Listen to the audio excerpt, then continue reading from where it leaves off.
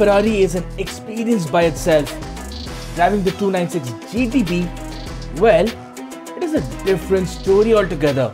Yes, it has been around for over a year and a half now, and it continues the rich legacy of Ferrari mid-engine cars since the first one was made 47 years ago.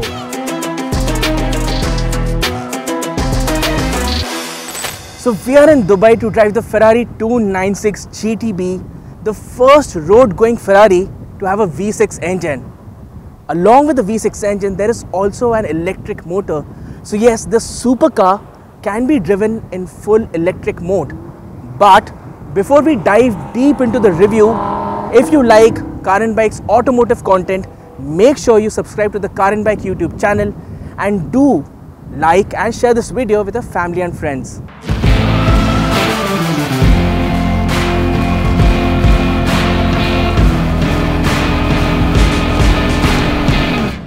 So the Ferrari 296 GTB is a bit different from all the other Ferraris. It gets a 2.9 litre twin-turbo V6 engine, which is the first.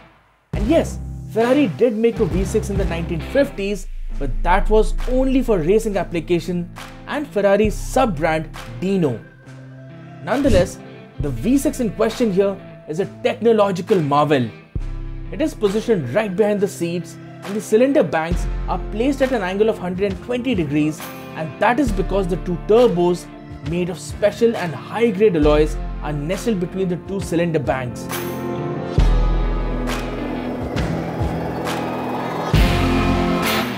With the engine downsized, you expect the power and torque output to go down as well. But no, this is a completely brand new line of Ferraris we are talking about. And yes, this is a V6 engine, but there's a massive 654 bhp coming in from the motor itself, and then there is a 165 bhp boost from the electric motor. So the total combined output is 819 brake horsepower from a 2.9 litre V6 engine. That is incomprehensible.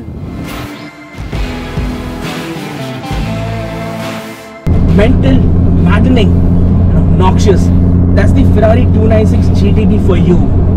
Each and every horsepower is delivered to the rear wheels via an 8-speed automatic gearbox. Now, if you just about flex your right foot on the throttle, you'll be violently thrown back into your seat. Yeah. And if you mash down on the throttle, you'll be doing 0 to 100 kilometers per hour in less than 3 seconds. And if you have enough real estate, this car can go upwards of 330 kilometers per hour. Crazy. Outright insanity is what this car is. Incredible. I mean, it takes some time to wrap your head around the fierce acceleration that the 296 GTB is capable of. But that is what you see and feel. Under the skin, Ferrari uses something called the Transition Manager Actuator, or TMA. What this little device does is optimize the exchange of energy between the internal combustion engine and the electric motor thanks to a proprietary software. There's a 7.45 kWh battery placed right below the seats. The 296 GTB gets an electric only range of about 25 odd kilometers. The way the engine revs, the electric motor kicks in with instant torque, and the twin-turbo V6 growls menacingly. It is a heady mix of power and technology. I mean, this can be quite addictive. And once you manage to control the power that your right foot holds, then the steering, suspension and the brakes take over.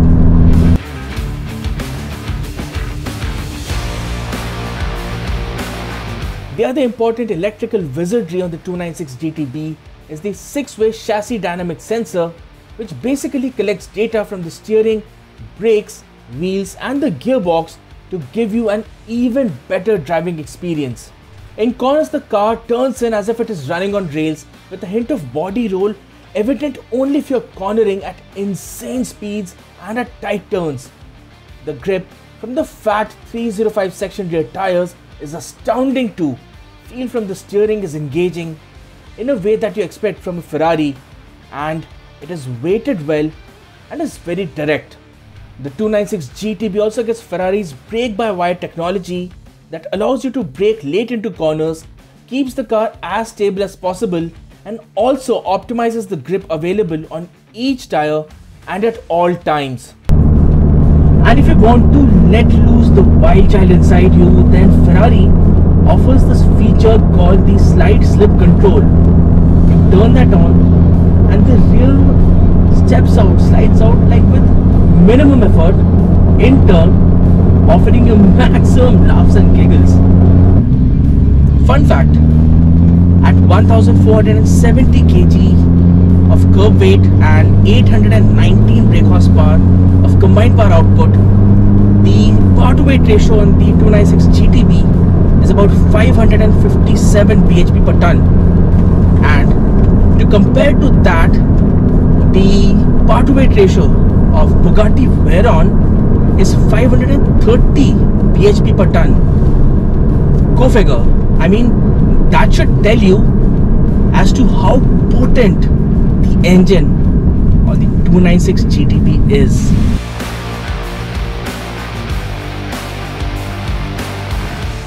Now, our test car came with the Assetto Irano Package, which means it had race-derived Multimatic suspension for better handling and loads of carbon fiber usage. The front and rear bumper get carbon fiber diffusers and enhanced aerodynamics. The cabin gets carbon fiber seats, other lightweight bits, reducing the weight of the car by up to 8 kg. Like its spider sibling, the Ferrari 296 GTB is a car that looks like $1 million no matter whichever angle you look at it from. It is low slung and has beautiful lines.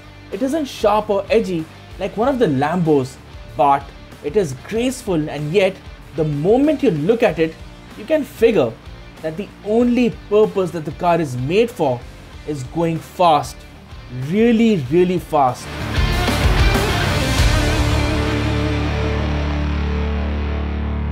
The cabin of the 296 GTB is similar to that of the 296 GTS, which means it is super sporty, gives you that special connected feel.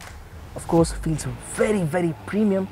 You sit really low, very close to the ground to give you that nice sports car feel, and there is no space for an infotainment screen.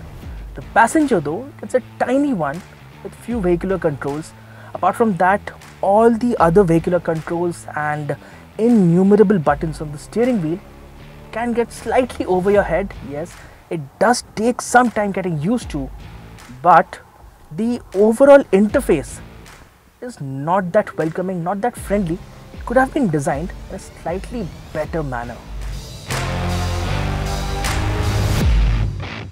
The 296 GTB gets most features that you would want in a car that costs upwards of 6 crore rupees. It can cost even more if you spend time in the Ferrari Atelier, the company's personalization program, where you can choose from various custom bits for the upholstery, alloy wheels, features, seats, and so on. The whole experience, it is difficult to put it into words as to how incredible it is. The Ferrari 296 GTB is proof of the fact that downsizing isn't a compromise. And for the performance and the kind of cutting edge technology that the car packs in, it is at par with other supercars in the segment, if not better.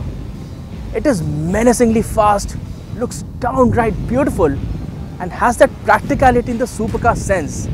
I mean, this car is worth robbing a bank for. But if you can buy one, you just became my best friend.